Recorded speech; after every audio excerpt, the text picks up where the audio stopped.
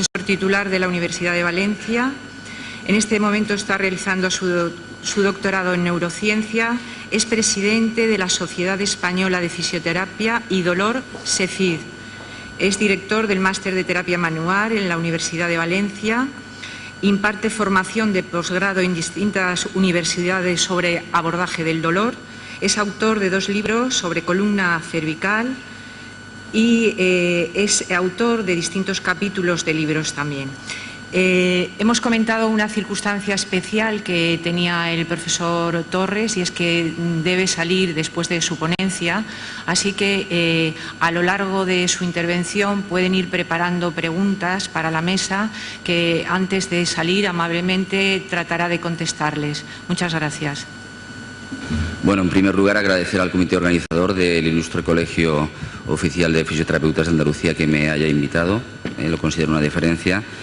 Y la verdad es que yo creo que esto es una provocación como título, ¿no? Dolor crónico, una nueva fisioterapia. ¿Qué quiere decir? ¿Que es que lo que hacemos no sirve? ¿Nos han enseñado mal? ¿Lo hacemos mal? Bueno, la verdad es que no pretendo ser en ningún modo pretencioso, pero lo que sí que quiero indicar es que a lo mejor hay que cambiar un poco el enfoque en nuestra atención al paciente, a un paciente que es muy especial, que es el paciente con dolor crónico. ¿Por qué es tan importante que nos enfoquemos o prestemos a este paciente atención? Porque es un problema clínico. Tenemos dificultades para manejar a estos pacientes, porque además muchos pacientes se deterioran y además porque desde un punto de vista económico supone una sobrecarga para los sistemas de salud considerable, y porque de hecho hay que tener en cuenta que muchas veces los resultados que tenemos no son muy alentadores. Entonces, la definición de dolor crónico clásica es aquel que dura más de 3 meses, que persiste más allá de su tiempo de curación, pero yo creo que ya está para cambiarla. Es una definición del todo insuficiente. Un sujeto puede desarrollar un dolor crónico que se puede detectar a lo mejor a la semana, como ha demostrado Nederhan, o a los 15 días. Es decir, es un dolor que permanece pese a que los tejidos ya han curado. Por tanto, ¿cómo habría que definir el dolor crónico? Pues aquel que discapacita al individuo, que tiene un impacto en su vida, que es un dolor difícil de tratar y que consume los recursos. Y dolores crónicos vemos de muchos tipos. Son habitualmente dolores de carácter severo, hay cuadros de dolor generalizado, cuadros de dolor complejo, y son pacientes que habitualmente sufren de mucha comorbilidad. Si atendemos a la prevalencia, pues bueno, el último estudio epidemiológico que tenemos sobre dolor crónico en España es este que aquí presento, del año 2012, que nos viene a decir que un 12% de los pacientes, de los sujetos en España, sufren de un dolor crónico. La media de edad está sobre todo en mujeres, entre 51 y 57 años. La duración del dolor está entre 6 y 14 años. Y lo que es muy relevante, y es que a pesar de que en España la mayoría de pacientes con dolor crónico es atendida, refieren que el tratamiento que están recibiendo no tiene ningún efecto. De hecho, un 60% de los pacientes se siente muy insatisfecho con el tratamiento que reciben. Si atendemos, por ejemplo, este estudio que se hizo en 100 unidades del dolor en España, he dicho 100, no 10, 100, nos dice que el dolor más prevalente, motivo de consulta, es el dolor lumbar crónico. ¿Eso qué quiere decir? Bueno, yo no sé si los que están aquí, los presentes aquí, que los fisioterapeutas no están contemplados dentro de los organigramas de las unidades del dolor. ¿Podríamos decir algo? ¿Podríamos colaborar en el tratamiento de manejos de pacientes con dolor lumbar? Y si analizamos el impacto económico, pues este estudio que se hizo en Europa y se publicó en septiembre del 2009 nos dice que el dolor musculoesquelético constituye el 49% del absentismo laboral, el 60% de la incapacidad laboral permanente, y que a los europeos nos cuesta 240 billones de euros. Por tanto, estos son grandes cifras, estamos frente a un problema considerable. Y entonces, ¿por qué hay dolor crónico? Esa es la primera pregunta que nos tenemos que hacer. Bueno, pues porque aumenta la esperanza de vida, ¿verdad? Pues no, como hemos visto, no existe relación entre edad avanzada y dolor crónico. Bueno, pues porque a más viejo, más pellejo, ¿no? Con el tiempo nos deterioramos, ¿no? pues sabemos que no existe relación entre cambios degenerativos y dolor. Estas son radiografías de pacientes ancianos, son columnas que se derrumban y la mayoría de ellos no sufre dolor o no tiene dolor crónico. Y también, bueno, pues hay dolor crónico porque, claro, esta civilización, al final, tantas horas sentado, esto es una auténtica falacia, ¿eh?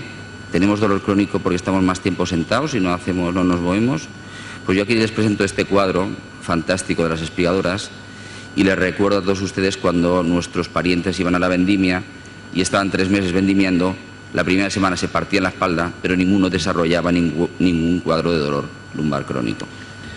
Por tanto, cosas que sabemos que tienen que ver con el trabajo, pues no tienen nada que ver con las demandas físicas, tienen que ver con si uno está satisfecho con su trabajo, si trabaja o no bajo presión, si tiene un trabajo creativo o es un mandado, si tiene buenas relaciones con el jefe y compañeros, aspectos de esta índole. Entonces, ¿por qué hay dolor? ¿O por qué tenemos dolor crónico?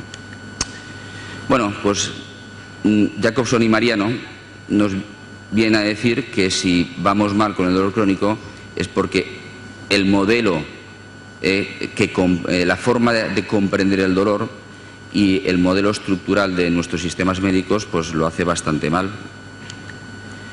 Y el primer problema, o sea, lo primero que hay que decir es que el fracaso en el tratamiento del dolor no se deriva de que los tratamientos no sean eficaces, sino se debe a la escasa comprensión de en realidad qué narices es el dolor. Y entonces, pues todavía seguimos utilizando conceptos del dolor pues cartesianos, y es decir, que Descartes pensaba que el dolor era un problema del cuerpo que la mente interpretaba. En su época estuvo muy bien. ¿Cómo lo traducimos a nuestro lenguaje actual? Pues percepción sensitiva generada del sistema nervioso central a partir de una lesión de los tejidos periféricos. Esto no es verdad. Esto nos lo creíamos, pero sabemos ya que no es verdad. Y eso nos ha llevado que, sobre todo en el mundo de la traumatología, de la fisioterapia, etcétera, utilicemos un modelo patomecánico, pensando que los signos y síntomas del paciente, el dolor, es un reflejo directo de una patología que está sufriendo. Y esto es un redibujo que hizo Butler de un estudio que hizo Haldeman, que fue presidente de la NAS, donde, según ese modelo patomecánico, debe haber una correlación entre la severidad del daño y la intensidad del dolor, ¿no? Como el problema está en los tejidos, aplicamos un tratamiento y el dolor debe remitir. Y entonces, bueno, en fisioterapia vemos un paciente con dolor lumbar y el fisioterapeuta piensa, bueno, ¿están los huesos en las articulaciones? ¿Están los discos? ¿Es un problema de inestabilidad? ¿Están las fascias? ¿Están los nervios? O a lo mejor hay algo que se nos escapa y que es a lo mejor un poco más esotérico todavía, ¿no? Porque esta es la práctica habitual. Y todos los que llevamos algún tiempo en la práctica clínica conocemos lo que es la paradoja del dolor, y es que vemos pacientes con una patología importante que no refiere ningún síntoma y sujetos donde no vemos ninguna patología que tiene un dolor severo e intratable. Y yo les saco esta imagen de Julia Popova, que fue atacada cuando salía del trabajo, y cuando llegó a su casa se metió en la cama y su madre dijo, uy, parece que llevas algo en la espalda, una cosita rara. Y fue a verla, la despertó y vio que tenía clavado un puñal. No sabía que le habían clavado un puñal en el cuello. Casos de estos también se han dado en España, Y seguimos en el dualismo. Los pacientes con dolor crónico hay que tratarlos los médicos y los psicólogos. Están muy chungos, tienen el cuerpo muy mal y claro, como están tan mal, están depres y están ansiosos, ¿no? Y vivimos todavía en el dualismo cuerpo-mente. Y otra de los problemas que se deriva de esta concepción del dolor es que al final el tratamiento que el paciente recibe depende más de las preferencias del clínico que de la patología que tiene. Si acude a un traumatólogo, pues le propondrá una artrodesis. Si acude a un fisioterapeuta que le encanta crujir los huesos, se los crujirá. Si a otro que le encantan los puntos gatillo, lo dejará como un colador. En fin, lo habitual, ¿no? Por tanto, hay que cambiar de paradigma. Y eso es doloroso, Eso es doloroso. Entonces hay que cambiar un poco y nos tiene que doler un poquito, ¿no? Y el primer paradigma es la práctica basada en la evidencia, que significa que muchas de las cosas que hacemos pues realmente tienen muy poquita evidencia y hay que empezar a olvidarse de ellas. El modelo biopsicosocial, y es que las creencias, las conductas y el contexto social tienen importancia crítica en las manifestaciones del dolor, de la enfermedad y en cómo un paciente evoluciona. Y esto ya nos lo presentó la OMS, y es que durante años nos hemos preocupado de esto, de dónde estaba el problema, cuando de lo que nos tenemos que preocupar es en qué medida ese paciente, pues su calidad de vida se ve alterada. Y esto es lo que debe ser relevante. Entonces, por eso yo hago un esquema en la historia clínica que es esta, ¿no? Hay distintos dominios, hay factores implicados en el problema del paciente y estamos obligados siempre a evaluar creencias y conductas. Bueno, entonces, el dolor es una experiencia multidimensional, ¿no? Esto nos lo dijo ya la IAS, ¿no? La Sociedad Internacional para el Estudio del Dolor. Tiene aspectos sensoriales, tiene aspectos afectivos, el dolor es una experiencia aversiva, desagradable. Tiene aspectos cognitivos, lo que piensa un paciente sobre lo que tiene determina la experiencia, eso es absolutamente evidente. Pero también asocia alteraciones en las respuestas motoras, en las respuestas neuroendocrinas, en la respuesta del sistema inmune. Tiene un papel importante la conducta, el dolor tiene una función absolutamente conductual, modifica nuestras conductas, el rol del enfermo, conductas de medio de habitación, y evidentemente se expresa en un concepto, en un contexto social y cultural que finalmente determina también la experiencia. Entonces, lo primero que hay que recordar, que lo sabemos todos, y es que una cosa es la nocicepción y que puede haber dolor tras la nocicepción, eso es evidente, nadie lo duda, pero ciertamente puede haber dolor sin nocicepción. Y esta es una frase de Lorimer Moseley que me parece genial, y es que la nocicepción no es suficiente, con nocicepción solo no hay dolor, y es que además no es necesaria. No hace falta nocicepción para sufrir dolor. Por tanto, ¿cuál es el nuevo paradigma que debe abordar el dolor crónico? Pues lo podríamos llamar el neurobiológico. ¿Y eso qué quiere decir? Pues que tenemos que hacer un paso de un modelo centrado en la patología o en la disfunción a este modelo que se orienta a la neurobiología de los tejidos. Eso quiere decir que en pacientes con dolor crónico el problema no está en los tejidos, sino que está en el cerebro.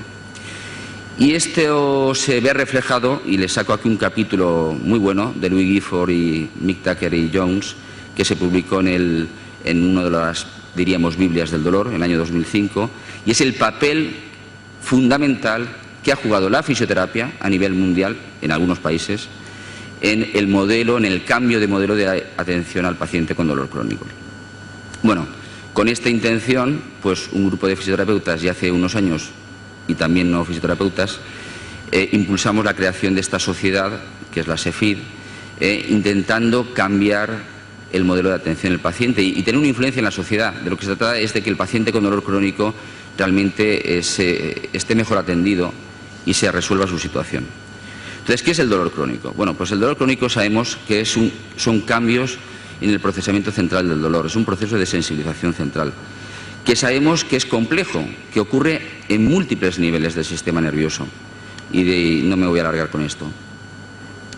Pero sobre todo, la revolución de las técnicas de neuroimagen, que nos permite ver los patrones de actividad cerebral, nos están diciendo que el dolor ya no es un síntoma, sino que el dolor es una respuesta generada por nuestro cerebro, que además, siempre que se activen unas áreas específicas del cerebro, el sujeto tendrá dolor, independientemente de que el desencadenante sea un desencadenante nociceptivo, o sean cogniciones, o sean emociones, o sean estímulos visuales, etc.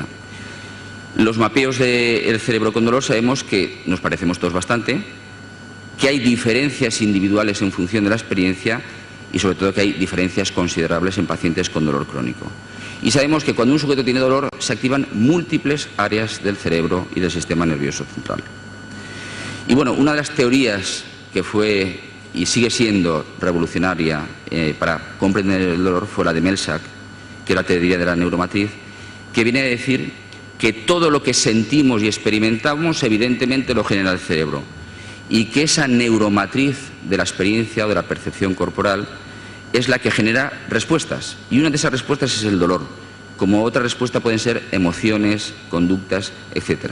Entonces el esquema sería el siguiente: un estímulo de cualquier tipo activa la neuromatriz, es decir, nuestro, diríamos,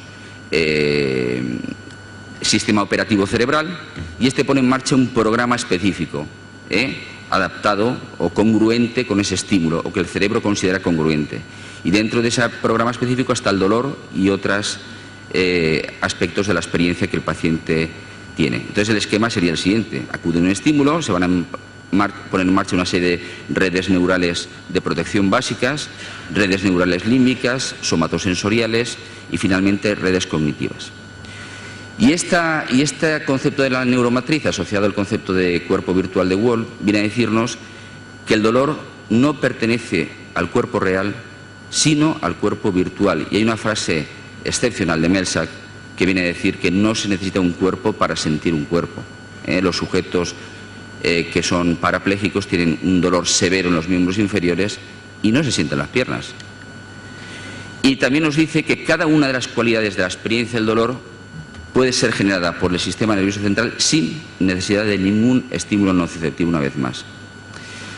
Entonces, ¿qué es el dolor? Pues el dolor es, y sirve para explicar bien esto, pues como una ilusión óptica que genera el sistema nervioso. Yo les voy a decir que la imagen de arriba es del mismo color que la de abajo. Y me dirán, no, ¿verdad que no? Pues bueno, colocamos un cuadro de por medio y se van pareciendo, ¿no? Y todavía habrá gente que tenga dudas. ¿Realmente son del mismo color? Bueno, pues cogemos un cuadrito, lo ponemos abajo. Uy, se ha escondido, ¿no? Cogemos otro cuadrito, lo ponemos arriba y se ha vuelto a esconder. Nuestro cerebro nos dice que son de distintos colores por el contexto. Es decir, nuestro cerebro genera una respuesta coherente, y es que lo veamos de distintos colores. Pues el dolor es exactamente igual. Es una respuesta que nuestro cerebro considera coherente a los estímulos que recibe. Y sobre todo, ¿qué es el dolor? Es una respuesta frente a una amenaza percibida, ya sea esta real o imaginada. Una vez más, el esquema sería un estímulo de cualquier tipo, nociceptivo, cognitivo, emocional.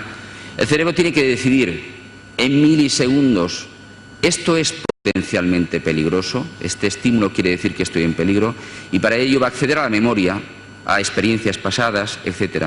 Si considera que ese estímulo es potencialmente peligroso, pondrá en marcha la neurofirma, nuestra neurofirma del dolor, y experimentaremos dolor. Si frente al mismo estímulo, en un contexto distinto o en otro momento, nuestro cerebro concluye que no hay dolor, pues nuestro cerebro pondrá en marcha sistemas de inhibición descendente y no experimentaremos ningún síntoma. Y además el dolor es más. El dolor no solamente activa nuestro sistema nociceptivo, sino que es una respuesta multisistémica. Pero no nos vamos a enrollar, ¿verdad? Pero sobre todo lo que hay que entender es que el dolor crónico es una memoria. Y como dice Abkarian, el dolor crónico consiste en la persistencia de una memoria del dolor, o en la incapacidad para extinguir la memoria del dolor que apareció por una lesión, por ejemplo. Y un artículo de junio de este año es fantástico, que nos demuestra cómo la experiencia de ansiedad, el miedo, el estrés, es decir, por tanto, la activación de la amígdala, y lo que produce es la generación de nuevas neuronas en el hipocampo. Lo cual, ¿qué quiere decir? Pues que toda experiencia emocionalmente adversa va a ser memorizada de una forma fantástica, y el dolor lo es. Por tanto, ¿qué activa la memoria del dolor? Pues pueden ser estímulos nociceptivos, evidentemente, o estímulos que el sujeto ha memorizado y no son nociceptivos realmente, o estímulos cognitivos como miedo al dolor, o estímulos emocionales, o estímulos visuales, cualquier cosa que el sujeto considere que es un estímulo coherente para poner en marcha esa respuesta del dolor. Y les voy a poner una pequeña peliculita ahora. Y esta es una paciente que me acudió hace un año por una latigazo cervical.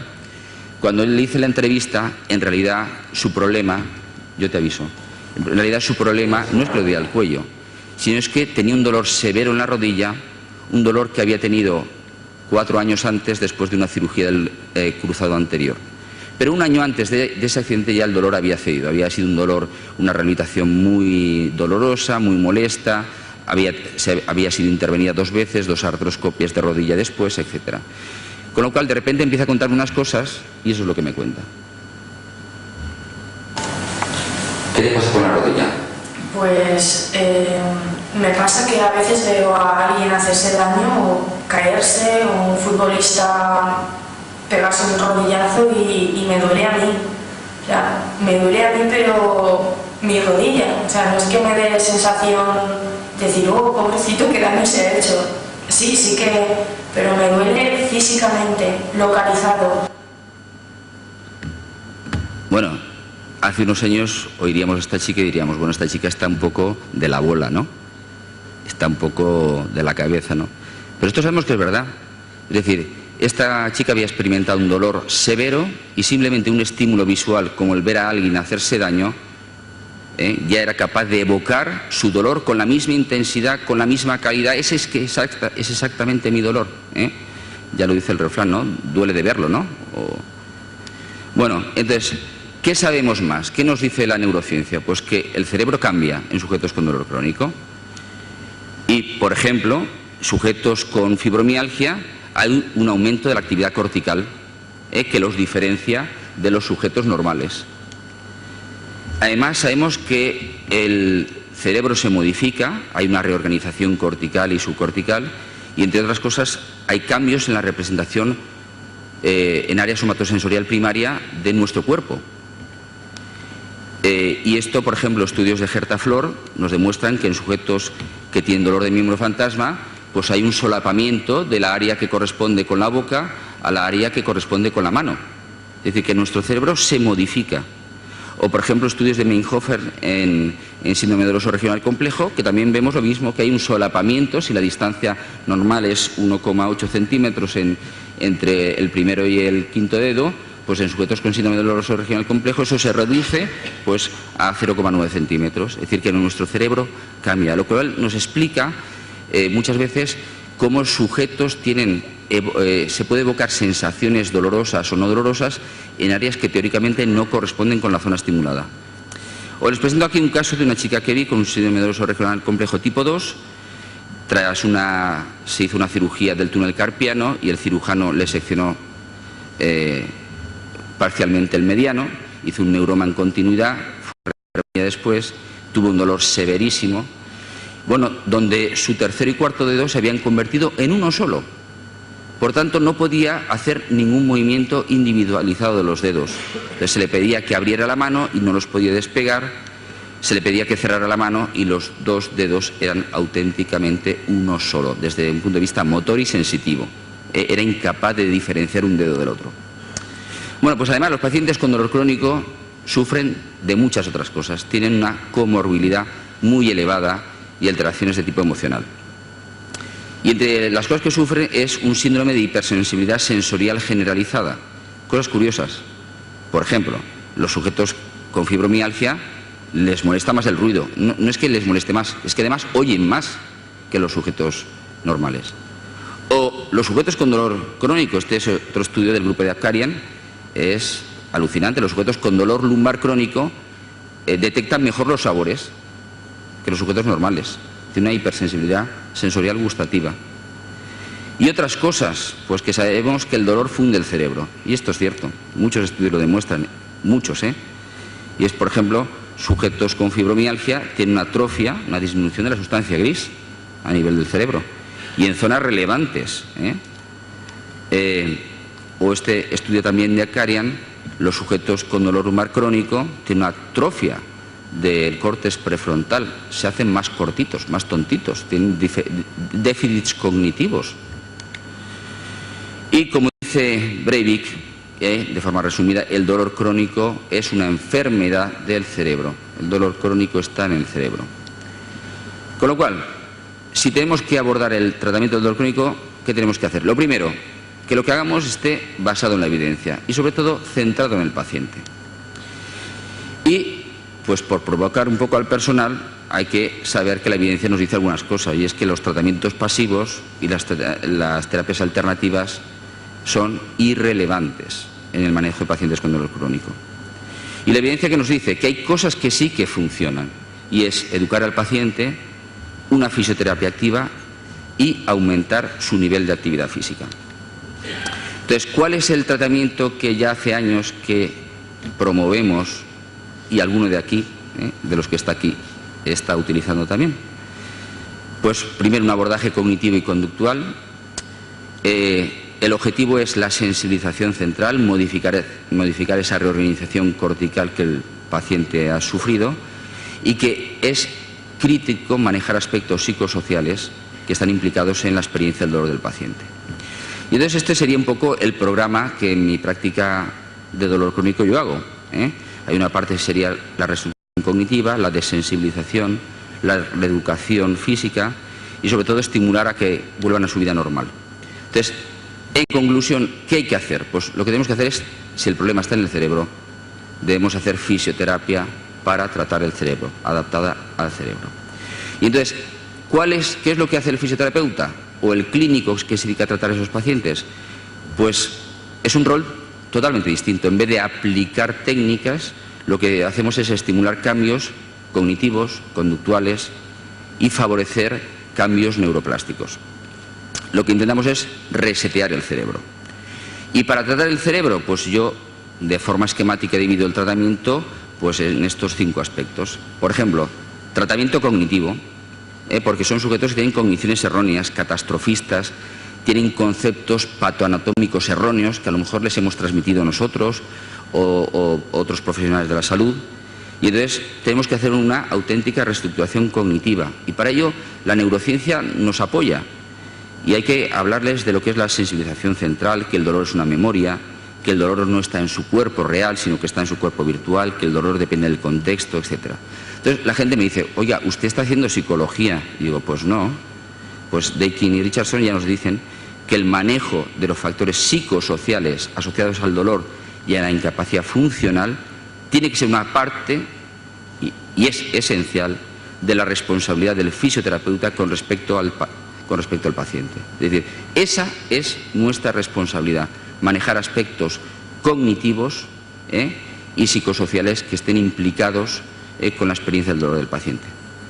Entonces, ¿cómo hacemos la reestructuración cognitiva? Pues utilizamos la neurociencia, que entiendan que tienen dolor, y es cierto, pero que el dolor no está en sus huesos, no está en su cabeza, sino que está en su sistema nervioso central.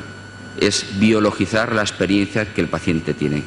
En definitiva, que el dolor que tiene no significa que esté mal, que su cuerpo esté mal, que su problema es que tiene una sensibilización central, que su cerebro malinterpreta, codifica más los estímulos que recibe, que el dolor está en su cuerpo virtual y no en el cuerpo real.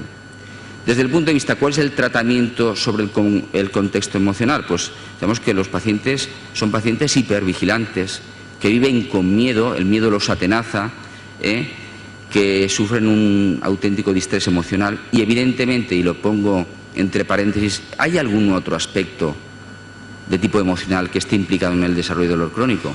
Porque a lo mejor eso se escapa de nuestras competencias. Sabemos que hay una correlación entre experiencias adversas en la infancia y dolor crónico, entre haber sufrido abusos sexuales y sufrir dolor crónico. Por tanto, tenemos que plantearnos si en alguno de nuestros pacientes hay algo que está perpetuando y que no es de nuestra competencia esa situación de dolor crónico. Entonces, ¿qué es lo que hacemos? Pues hacemos una asimbolia del dolor. Es decir, ¿qué quiere decir? Que quitamos el aguijón al dolor. El dolor no significa, cuando el paciente empieza a entender que el dolor no significa que me estoy deteriorando, que eso que me ha dicho el médico y es que tengo una osteoporosis, que es la carcoma de los huesos, no es cierto, sino que mi cuerpo está sufriendo pues cambios a los que se va a poder adaptar o cualquier otra explicación, pues el paciente empieza a tener menos miedo, menos ansiedad frente a la experiencia y va asimbolizando ese dolor. Desde el punto de vista perceptual, ¿podemos hacer algo? Pues mucho, porque son sujetos con hiperalgesia, pues con alodinia, pensemos en dolor neuropático, y entonces podemos utilizar muchas técnicas, cosas que durante décadas hemos estado haciendo, técnicas de estimulación o de contrairritación o de neuromodulación, etc. Estas técnicas de estimulación, pues, ¿de qué se trata? Pues aumentar las aferencias no nociceptivas o nociceptivas, y producir una neuromodulación periférica. Y puede ser cualquier cosa, pues estimular la piel, el calor, movilizar las articulaciones, los nervios o producir daño. producir dolor. No hay mejor analgésico que producir dolor, estimular de alguna manera. Ahora bien, yo siempre digo que estas técnicas de neuromodulación periférica, que han demostrado su utilidad en dolor agudo, yo personalmente raramente las utilizo en pacientes con dolor crónico, porque lo que quiero es desmedicalizar al paciente, pero bueno, que nos pueden ser útiles, podemos utilizar en algún momento. Bueno, y ejemplos de estas, pues yo no sé si han conocido los antiguos parches Sor Virginia, que eran fantásticos, fantásticos. Estos son los modernos, ya no es lo mismo. O a lo mejor algunas cosas de las que están de moda, pues a lo mejor lo que hacen es estimular la piel, lo cual es fenomenal porque es nuestro órgano sensorial más extenso. O hablar, que no tengo tiempo, de nuestro sistema de control inhibidor difuso del dolor. Y es que nuestro cerebro está hecho para la relevancia. Entonces, nuestro cerebro está recibiendo miles de estímulos en un momento determinado. Y solamente va a hacer caso, va a llevar a la consciencia aquello que considere relevante. Con lo cual, en un sujeto con dolor, a lo mejor le doy otra estimulación, que puede ser cutánea, o ver una película fantástica, o inducir la distracción de cualquier tipo, y nuestro sistema de control inhibidor difuso del dolor pues va a anular la percepción dolorosa. Pues a lo mejor muchas de las técnicas que hemos estado utilizando durante años en realidad no han sido efectivas por sus aspectos mecánicos, sino a lo mejor han sido efectivas porque han inducido la activación de nuestros sistemas moduladores del dolor. Por tanto, hay una frasecilla que a mí me gusta mucho, y es: cuando hacemos un tratamiento basándonos en técnicas de estimulación, ¿qué debemos tratar? ¿Dónde duele? No, hombre, no, solo eran los fisioterapeutas antiguos, no. Hay que tratar la causa del dolor, la fuente del dolor. Pues no, señores, yo pienso que lo que tenemos que tratar es la representación, esa representación cortical y subcortical donde está el dolor. Y con respecto a la organización cortical, pues podemos hacer un montón de cosas. Ya hemos contado que los sujetos con dolor crónico tienen, muchos de ellos, una negligencia sensorial, o sea, una alteración de las representaciones cognitivas de orden superior. O sea, tiene una distorsión de su cuerpo, tiene una auténtica disrupción de su esquema corporal. Entonces, podemos utilizar muchos sistemas. Puede ser ejercicios de cuerpo virtual, de imaginación motora, reentrenamiento sensorial. De lo que se trata es de producir una auténtica extinción de la memoria. Y entonces, pues algunas estrategias pues se están utilizando ya hace algunos años, y esto es por poner un ejemplo, pero hay miles de estrategias posibles para modular la reorganización cortical. Entonces, como he comentado, el dolor crónico se asocia a una alteración de las representaciones cognitivas de orden superior, como los sujetos que han sufrido un ictus, o que tienen una alteración central, pues de causa después de una lesión vascular, etcétera. Tiene una auténtica negligencia sensorial, una auténtica negligencia cognitiva, negligencia motora. Tiene su esquema corporal alterado. Entonces, ¿qué estrategias se proponen? Pues estimular el cuerpo virtual. En realidad de lo que se trata es actuar sobre esa representación cortical que forma parte del programa del dolor que el paciente tiene, sin necesidad de evocar el dolor. Es decir, ponemos en marcha el programa al que se asocia el dolor, pero evitando inicialmente que el sujeto perciba el dolor. Estas técnicas, ¿qué mecanismos se han propuesto? Pues son eficaces, pues, a lo mejor porque activan esos circuitos motores corticales, porque activan nuestro sistema de neuronas en espejo, porque reconcilian las respuestas motoras con la información sensorial, y porque seguramente normalizan nuestras representaciones cognitivas, sensoriales, motoras, etc. Por ejemplo, los movimientos imaginados que se están utilizando en entrenamiento deportivo, sabemos que activan las mismas redes corticales que un movimiento real y que nos permiten acceder a ese cuerpo virtual sensitivo motor sin desencadenar el dolor. O la clásica reeducación en espejo, o lo que estamos empezando a hacer de reeducación virtual. ¿Por qué? Porque sabemos que a nivel cortical la información visual, y un ejemplo era el caso de esta chica que os he enseñado, domina sobre la proprioceptiva. Por tanto, el feedback visual domina sobre el feedback somatosensorial en la representación cortical propioceptiva. También porque aumenta la excitabilidad motora, porque a lo mejor activa nuestras neuronas en espejo. Es decir, tenemos evidencia de que estos sistemas de realidad virtual o reeducación en espejo son eficaces. También el entrenamiento de discriminación sensorial. ¿Por qué? Porque sabemos que los sujetos con dolor crónico tienen menor capacidad para discriminar la localización de un estímulo y las características de ese mismo estímulo cuando lo aplicamos sobre la piel. Y además que sabemos que la intensidad de la reorganización cortical se relaciona tanto con la intensidad del dolor que el paciente sufre como en la disminución de la discriminación sensorial. Y esto es el primer trabajo que se hizo de utilización de discriminación sensorial en pacientes con dolor de miembro fantasma, fantástico, de Gerta Flor, donde demostró que en amputados a los que se entrenaba en discriminación sensorial, primero se obtenía una reducción de la intensidad del dolor de miembro fantasma, que eso se asociaba a un retorno, una normalización de la reorganización cortical, y además estaban correlacionados el aprendizaje en la tarea de discriminación con la mejora en la reorganización cortical y con la disminución del dolor. Bueno, de paso, si quieren oír ustedes a Gerta Flor, pues yo lo recomiendo, les haré publicidad de un próximo congreso internacional que tendremos a inicios de año. Bueno, y puede ser, por ejemplo, entrenar la discriminación entre dos puntos, utilizando el discriminator, o mejorar la densidad de inervación con los monofilamentos de Semmes-Weinstein, etc. Porque hay un montón de estudios, por ejemplo, este estudio de Pletcher hecho en sujetos con síndrome doloroso regional complejo, donde se demostraba que la normalización de la representación cortical se asociaba con la mejora en los test de discriminación sensitiva o de discriminación entre dos puntos. Es decir, hay una correlación entre mejora en la discriminación sensorial, normalización cortical y disminución del dolor. Con respecto a aspectos motores, pues sabemos que los sujetos con dolor crónico se mueven mal, hacen movimientos vigilados, tienen una intolerancia específica, no pueden estar sentados más de 5 minutos, no pueden estar de pie, tienen una intolerancia física concreta, tienen un síndrome de desacondicionamiento. Entonces, ¿qué cosas podemos hacer? Bueno, podemos corregir esos patrones motores disfuncionales, y eso está muy bien, pero para mí lo más crítico es, para tratar esa intolerancia específica que tienen, utilizar técnicas de exposición gradual como si tuvieran una fobia. Y esto es, desde un punto de vista de la práctica diaria, para el fisioterapeuta es de lo más difícil.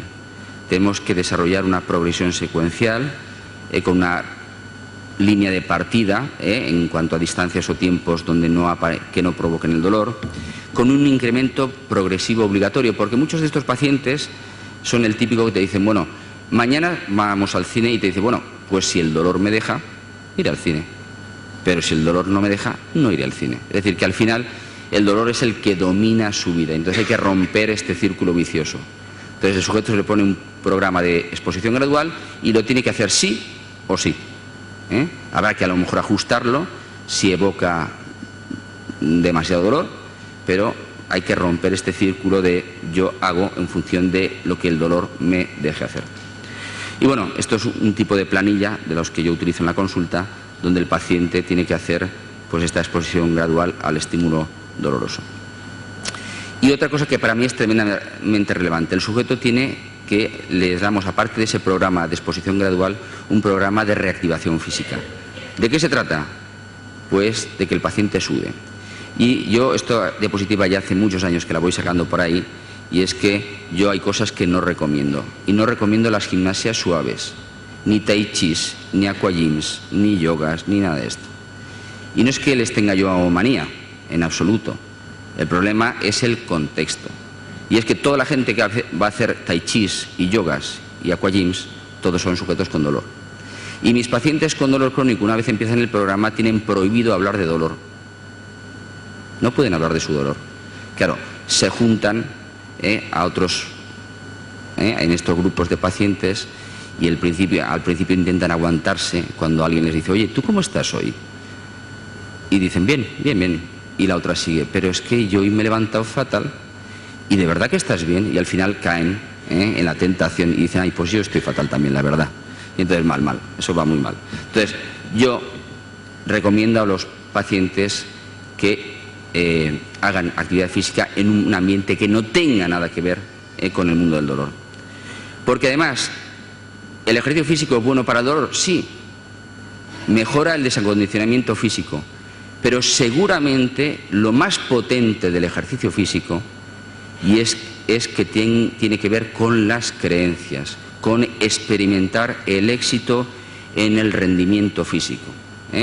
Y eso tengo experiencia de muchos años, de pacientes que se sentían hechos polvo, con una autoestima por los suelos, se sentían fatal consigo mismo.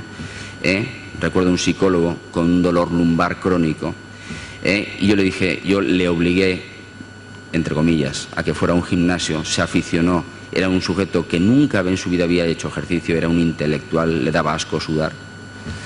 Se aficionó a ir al gimnasio, después a la bicicleta de montaña. Al cabo de unos pocos años, cuando iba al pueblo de su mujer, que vivía en Galicia, se iba con los jóvenes del pueblo a hacer bici de montaña y le llamaban el Duracell, los reventaba a todos. Y hace como 2 años escaló el Kilimanjaro. O sea, ¿qué hicimos? ¿O qué hizo él?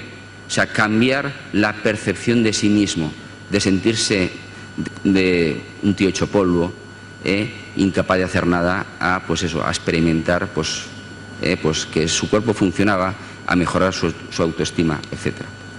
Y sobre todo yo lo que recomiendo, pues eso, actividades lúdicas, bailar. Bailar es buenísimo.